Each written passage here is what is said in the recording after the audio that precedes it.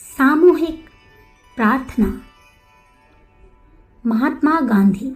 मैं बिना खाना खाए कई दिन तक रह सकता हूँ, लेकिन प्रार्थना के बगैर तो मैं एक दिन भी नहीं रह सकता।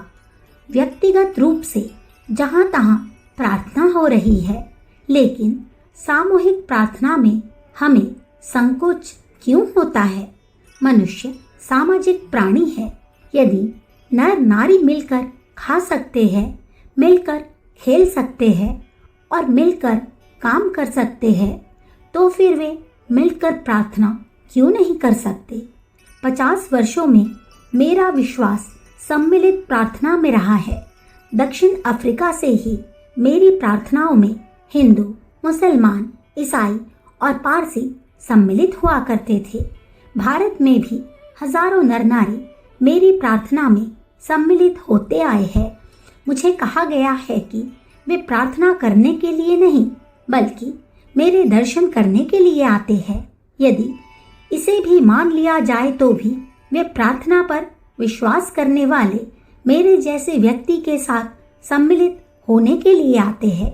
मैं जानता हूँ कि मैं अभी ईश्वर के निकट नहीं पहुँचा। मेरी सत्य व अहिंसा की अनुभूति भी अभी तक पूरी नहीं हुई। यदि ऐसा हो जाता तो मुझे भाषण की आवश्यकता न होती। लोग मेरे चेहरे को देखकर ही अहिंसा के महत्व को समझ जाते।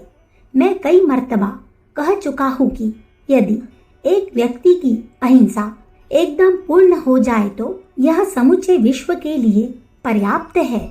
सत्य और अहिंसा की अनुभूति में मुझे जो सफलता प्राप्त हुई है, वह एकमात्र प्रार्थना का फल है।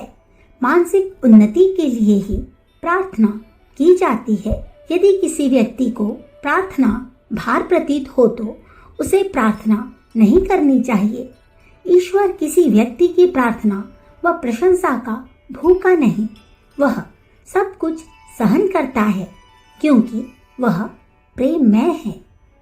अखंड ज्योति, नवंबर सन 1945, पृष्ठ संख्या 11। हमारे YouTube चैनल विचार क्रांति दूत अखंड ज्योति पत्रिका को सब्सक्राइब करें एवं अगली वीडियोस प्राप्त करने के लिए बेल आइकन दबाएं। धन्यवाद।